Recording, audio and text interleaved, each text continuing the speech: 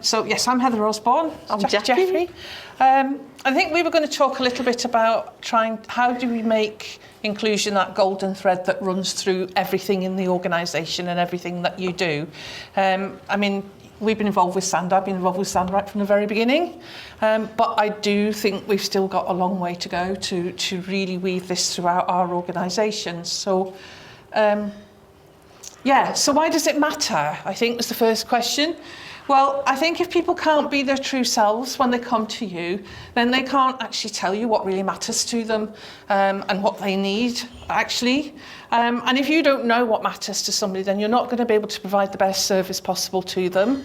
Certainly for our organisation and Jackie's, we're often dealing with people in crisis at a time in their lives when they're under quite a lot of duress and there are things happening, whether that be financial or needing help or support. And it's a time when, if you don't ask the right questions, you're going to miss a big chunk about somebody and their lives and what they actually need. So I think we've been thinking a lot in the organisation. We've done a lot of SAND training. We've been looking at the language that we use. But I think it's also about timing. And that was really what I wanted to try and reflect on today, about some of the timing of how you have these open and inclusive conversations and give people the opportunity to tell you the things that they want to, that matter to them. So we were I was having this conversation with Sue and Sal a few weeks back. We signed up to the covenant. We were second because Jackie beat me to it. Not to be first. She's never forgiven me. You know. No, I'm not going to. No. But, we're just reflecting on the work we're doing in the covenant, and do we ask the right questions at the right time? I mean, as organisations, because we get funding, we often, we have to collect data, and it can feel very tick boxy.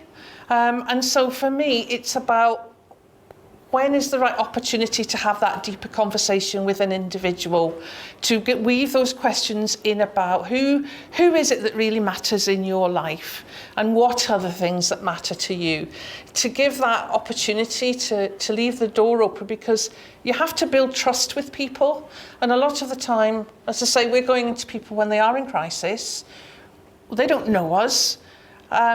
People who are in their own homes and might be feeling very vulnerable, we have to give people time and an opportunity to build trust. And whipping out an EDI form and saying, can you just tick all these boxes, please, doesn't really help. Because often then, if people don't feel comfortable to tell you about themselves initially, they've kind of shut the door and may not then feel that they can come back later on and come out to you. Yeah, I just wanted to say something about how get your antenna switched on. And kind of, as a chief officer, we're seen as leaders, and kind of that's a very onerous thing. And I sometimes think my antenna is switched off because I have my head in my hands most of the time, feel overwhelmed about everything that I've got to do. And actually standing up and putting your head up and listening and believing. And from some of the videos that we've had today is actually about believing what people say and understanding what that is. And if anything I've learned from Heather and Sand and those conversations is just listen and believe what people say and understand and try to understand what they're saying. I have tick boxes all the time. A client comes in and you collect all this data, and what do you do with it? It sits in a spreadsheet. We have to make it real, don't we? Yeah. And I think that's the final bit that I wanted to talk about, was building that culture. And I think for me, it's not just about training. Training is very good, and certainly SAND training is very powerful. If you haven't been on it, you need to go, because a lot of our staff come back and just go, wow. It's really powerful. But I think it's making sure that everybody in the organisation understands that it matters and why it matters, and giving people the right tools and the right language to build that understanding. I think, because of these conversations, I've been going away and looking at some of our data that we do record. But, as Jackie says, you gather it all in and then what do you do with it? And I've gone back to look, and we have an awful lot of don't knows in our recording. Now that's different from prefer not to say. So if we have a lot of don't knows, that says to me, are we asking the question at all? Yeah. Is it the right question?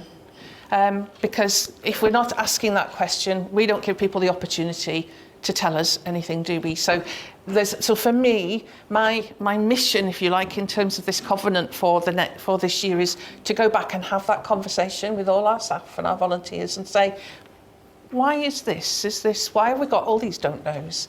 Are we not asking the questions? Do you not feel comfortable to ask questions? Why? Are we doing it in the wrong way? I suspect we're doing it in the wrong way, and I think we've got some work to do around that. But I think the other thing is, and you know, looking at the films today, and I've been involved with SAND since 2011. It takes a long time to build trust, and we are, you know, trying to support people who may feel a very vulnerable time in their lives. So I think we've just got to understand that trust will take time to build, and we've just got to make sure that we've put everything that we can in place to give people that opportunity to feel safe to be themselves. And we do have a project called REACH, which we've developed with SAND, which is an LGBT plus befriending service.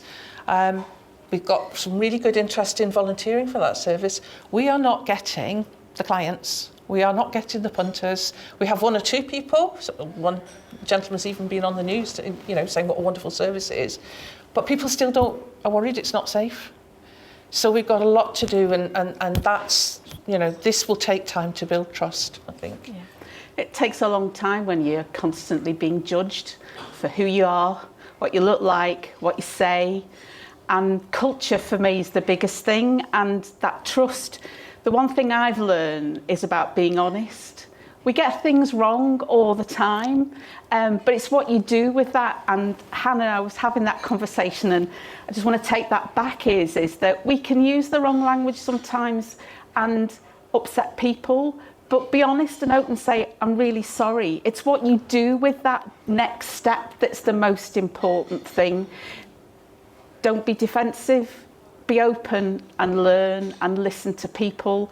And that culture, somebody told me once that culture eats strategy for breakfast. If you don't get that behaviour, if you don't get that trust, you'll never achieve anything. As organisations, will never improve. And that's my biggest take today, is take what you learn and say you've got it wrong and move on. And that's part of the covenant that I learn. You know, even something simple as the website not looking welcoming. Don't be defensive. Well, this is the software platform I was given. No, okay, how can I change that and listen? And that's the biggest learning I've had from the covenant, and my staff who've been part of that as well. And this wonderful woman.